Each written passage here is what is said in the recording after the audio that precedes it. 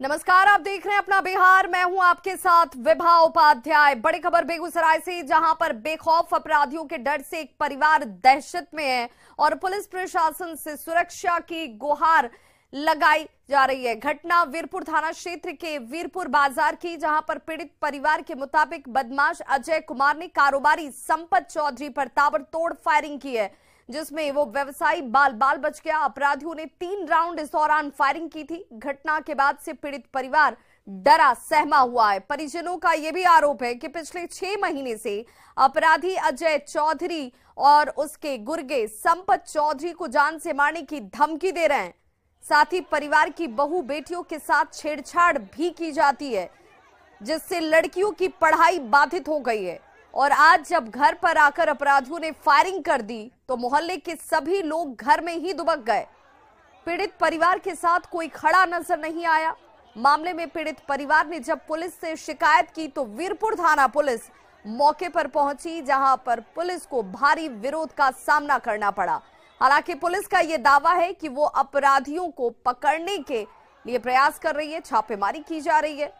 वहीं एसपी योगेंद्र कुमार के मुताबिक अपराधी अजय सिंह के मानसिक रूप से वो बीमार है और उसका रांची से इलाज भी चल रहा है। आज हम तो छत पर थे और फिर दोनों भाई बहन थी। 3 गोली चला है आज। कितना बदमाश था? 3 बदमाश था। 3 बदमाश था। हाँ। ये धमकी कौन दे रहा है? धमकी अजय सिंह, कन्हैया सिंह, अजीत सिंह, गौतम नाम है, कोई पता नहीं। ये सब कहाँ का रहने वाला है?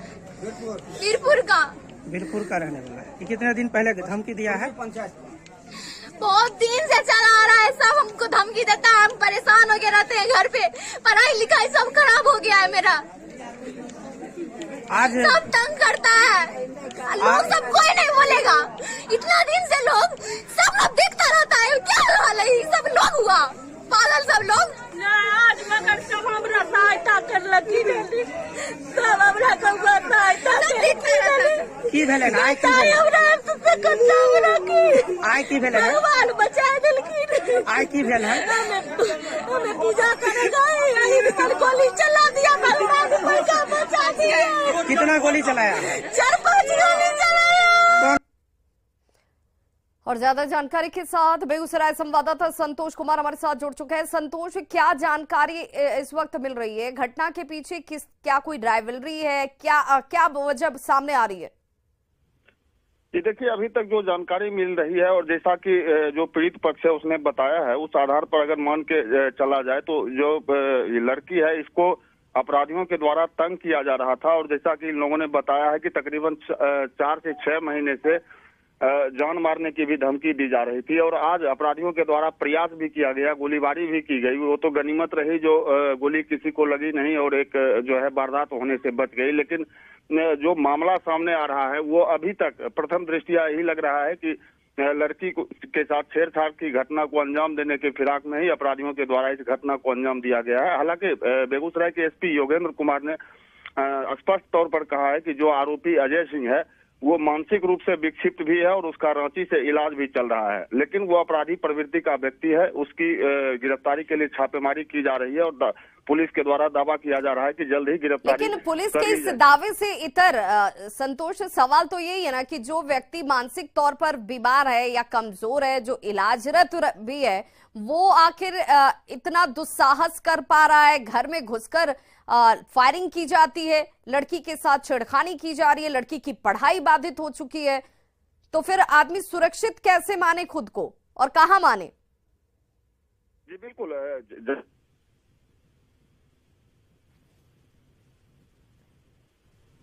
संतोष, आपकी आवाज नहीं आ रही है।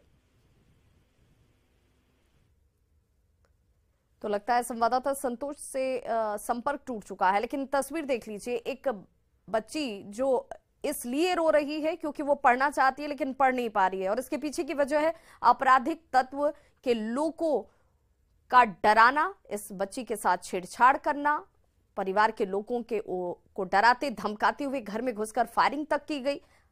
और पुलिस का इससे इतर दावा यह है कि जिस शख्स के ऊपर ये पूरा का पूरा वाकया सामने आ रहा है वो शख्स मानसिक तौर पर बीमार है। गोपालगंज के चनावी जेल में एक हैरत अंगेज मामला सामने आया, जहां एक कैदी ने पकड़े जाने के डर से मोबाइल फोन को ही निगल लिया। पेट में भयंकर दर्द होने पर उसे सदर अस्पताल के इमरजेंसी वार्ड में भर्ती कराया गया और तब डॉक्टरों ने जब उसकी जांच की तो पेट के अंदर मोबाइल फोन दिखता है। कैदी के पेट में मोबाइल मिलने से जेल की सुरक्षा व्यवस्था पर सवाल जरूर उठने लगे हैं। इस कैदी को 17 जनवरी 2020 को नगर थाने की पुलिस ने हजियापुर गांव के पास से स्मैक के साथ गिरफ्तार किया था और पहले भी कैशर अली जेल जा चुका है। अभी कहाँ है आप? एक्सरे हो गया सब? हाँ, हो गया। मोबाइल पेट में से निकल गया? नहीं, पेट में दर्द कर रहा है, पेट हल्का। वहीं गोपालगंज जेल में पकड़े जाने के डर से मोबाइल निगलने वाला कैदी फिलहाल सदर अस्पताल में, और ऐसे में डॉक्टरों का कहना है कि उसके आगे का इलाज और मोबाइल निकालने के लिए जांच की प्रक्रिया पूरी की जा रही है, जिसके लिए एक मेडिकल बोर्ड का गठन किया जा रहा है और जरूरत पड़ी तो पटना पीएमसीएच भी इस शख्स को रेफर किया जा सकता है। में एक फॉरेन बॉडी दिख रहा है तो उनको फर्दर इन्वेस्टिगेशन और मैनेजमेंट के लिए उनको हायर सेंटर भेजा जाएगा। अभी एक फॉरेन बॉडी दिख रहा है उनके एब्डोमेन में। नहीं तो उसके लिए क्या माने हो सकता है मेडिकली? उसके लिए और जांच होगा, और जांच करने के बाद से फिर पता चलेगा कि वो कितना बड़ा है, क्या है, और उस हिसाब से उसका आगे फर्दर प्लानिंग। और अब बात दानापुर के सगुना मोड़ स्थित यातायात थाने की, जिसकी बिल्डिंग पूरी तरह से जर्जर हो चुकी है। यहां रहने वाले सिपाही रोज अपनी जिंदगी से दो हाथ करने को मजबूर हैं और ये तस्वीरें भी देख लीजिए किन हालातों में यहां पर लोग काम कर रहे हैं। डर के साए में पुलिसकर्मी ही हैं जो लोगों को डर से बाहर निकालेंगे, जिनकी सुरक्षा की जिम्मेदारी इन पुलिसकर्मियों पर होती है। इन तस्वीरों से आप देखकर समझ सकते हैं कि थाने की छत और दीवारों में दरारें हैं और वो कब भरभरा कर गिर जाए ये कहा भी नहीं जा सकता है। कई जगहों पर सीलन और दीवारें टूट भी चुकी हैं और ऐसा लग रहा है कि ये टूटी फूटी बिल्डिंग किसी भी वक्त गिर जाएगी और इस वजह से एक बड़ा हादसा कभी भी हो सकता है। यहाँ रहने वाले पुलिस वालों का दर्द समझा जा सकता है जो इस बिल्डिंग के नीचे इन हालातों में भी रहने को मजबूर हैं। ये तो इतना खतरनाक है।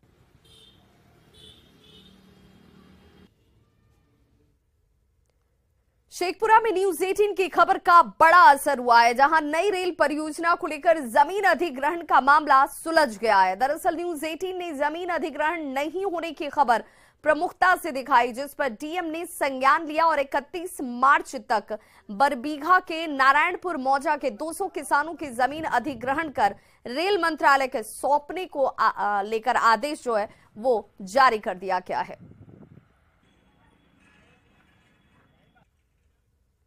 और पटना से इस वक्त बड़ी खबर आ रही है, जहां पर पैदल मार्च करेंगे एसटीईटी अभ्यर्थी। ये बड़ी खबर इस वक्त है, एसटीईटी अभ्यर्थियों की तरफ से पैदल मार्च किया जाएगा।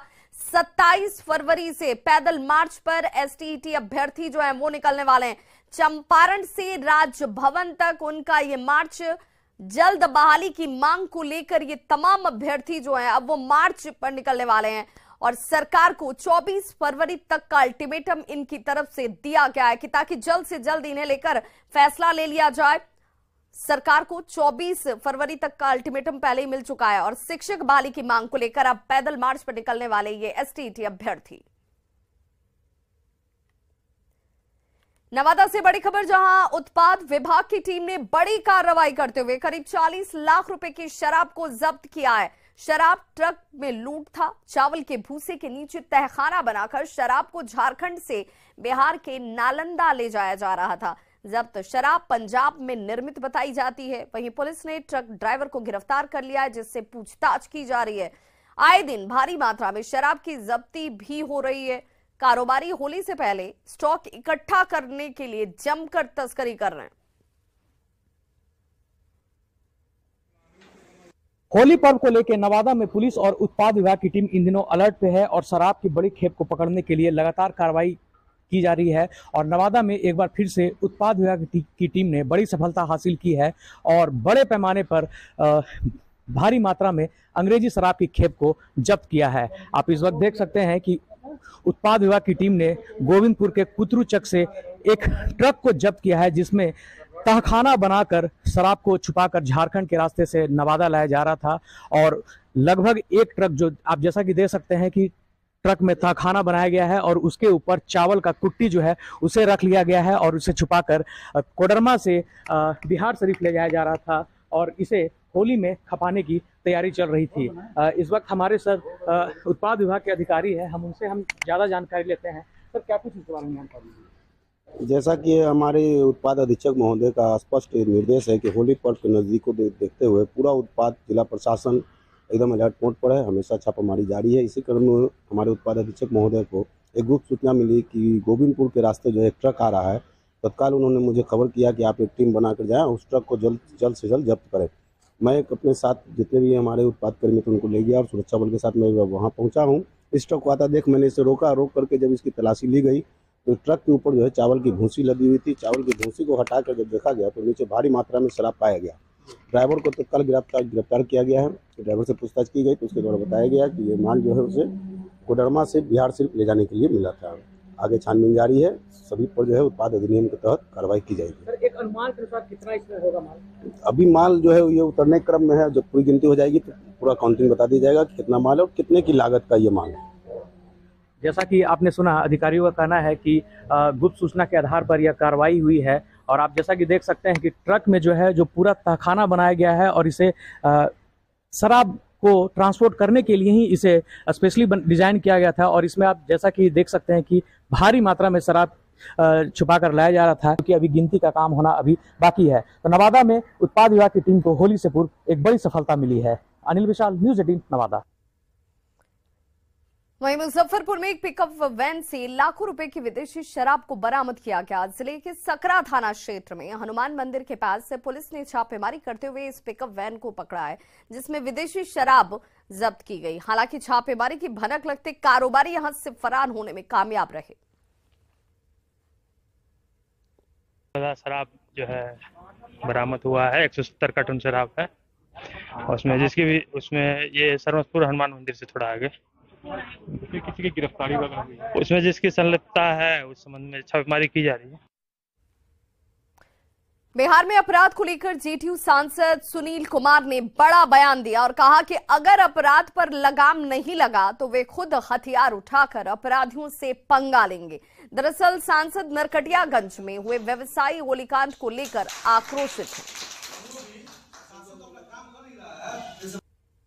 क्षेत्र के लिए जैसे भी होगा अपराध को जितना भी होगा सबको कंट्रोल करने के लिए हम लोगों को भी हथियार उठाना होगा। हम लोग पिताजी ने हथियार उठाया था, ऐसे नहीं मारेगा तो हम लोग भी हथियार उठाएंगे। समस्तीपुर के रोसड़ा में ननद भाभी की प्रेम कहानी में रोज रोज नया ड्रामा देखने को मिल रहा है। आज इस ड्रामे में उस वक्त एक नया मोड़ आ गया जब न्याय की गुहार लगाते हुए भाभी थाने पहुंच गई और थाने की चौखट पर ही सिर पटक कर खुद को लहूलुहान कर दिया, जिसके बाद उसे जख्मी हालत में रोसड़ा अनुमंडलीय अस्पताल में इलाज के लिए भर्ती कराया गया। उसने एक बार फिर अपनी प्रेमिका से मिलाने की गुहार लगाई। आपका ये सिर फूटा हुआ है, कैसे फूट गया? आज फोड़ लिए। कहाँ पे फोड़ लिए? थाना में फोड़ लिए। सोनी नहीं मिलने पर आप थाना में सिर फोड़ लिए? नहीं मिलेगा तो मैं मर जाऊंगी। आपका क्या नाम है? सुकला देवी। आपकी पत्नी सोनी कुमारी है कहाँ? यही मोती पर मुझको बहन उषा देवी किडनैप किया है। 10 गो मोटरसाइकिल था, 3 गो ई रिक्शा था, स्कॉर्पियो सुनाया था, ये सब था। और मेरे बच्चा बता रहा था, उसका पड़ोसी और सब बता रहा है ऐसे।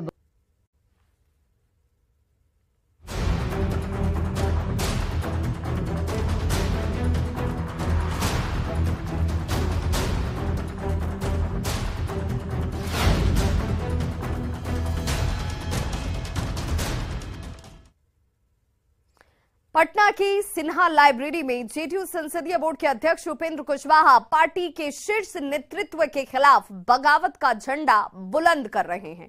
उपेंद्र कुशवाहा अपने समर्थकों और पार्टी कार्यकर्ताओं के साथ अहम बैठक कर रहे हैं और इस बैठक में जदयू एमएलसी रामेश्वर महतो और पूर्व विधायक रणविजय सिंह सहित कई और जदयू कार्यकर्ता मौजूद हैं।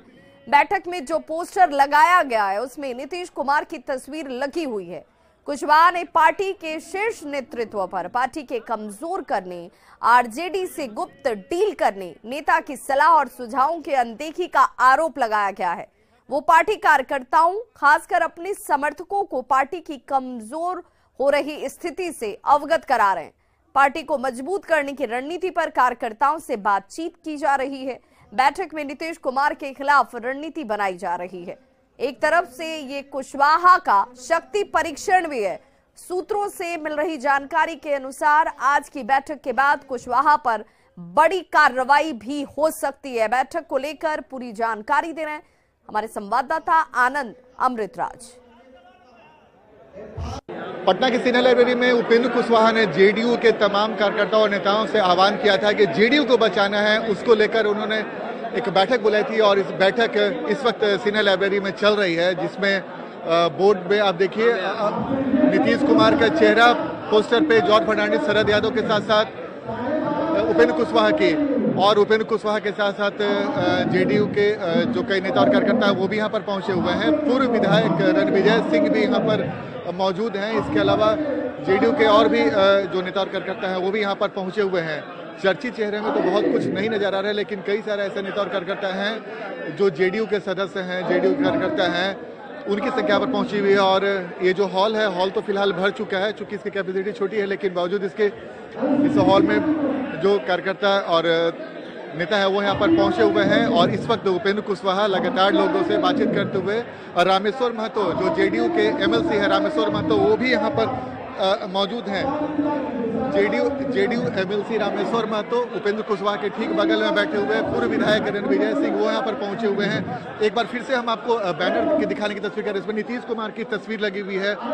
इस बैनर में नीतीश कुमार के साथ साथ उपेंद्र कुशवाहा, शरद यादव और जॉर्ज फर्नांडिस की तस्वीर तो बेहद महत्वपूर्ण है। और माना जा रहा है कि उपेंद्र कुशवाहा शक्ति परीक्षण के तौर पर इस बैठक को उन्होंने बुलाकर जेडीयू के शीर्ष नेतृत्व को मैसेज देने की कोशिश की है।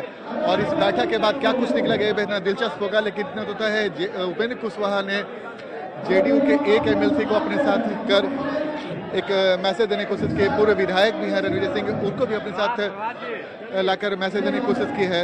लेकिन सबसे महत्वपूर्ण ये कि जो बैनर है, बैनर पर नीतीश कुमार की तस्वीर दिखाकर ये साफ किया जा रहा है कि वो नीतीश कुमार को लेकर सॉफ्ट है, लेकिन बाकी उनके टारगेट पे कई सारे नेता हैं। तो ये देखना दिलचस्प होगा कि इस बैठक के बाद क्या कुछ निकलता है, उपेंद्र कुशवाहा क्या कुछ फैसला करते हैं। लेकिन उनके इस बैठक पर जेडीयू के शीर्ष नेतृत्व की भी निगाहें टिकी हुई हैं।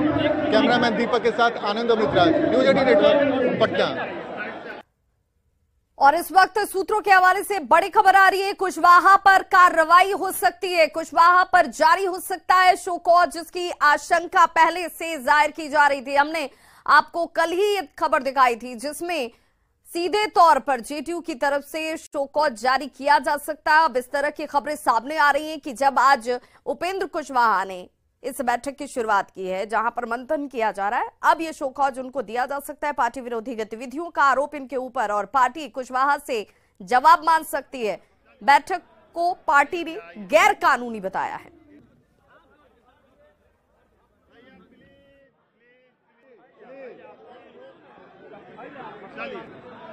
आइए भैया, आइए इधर।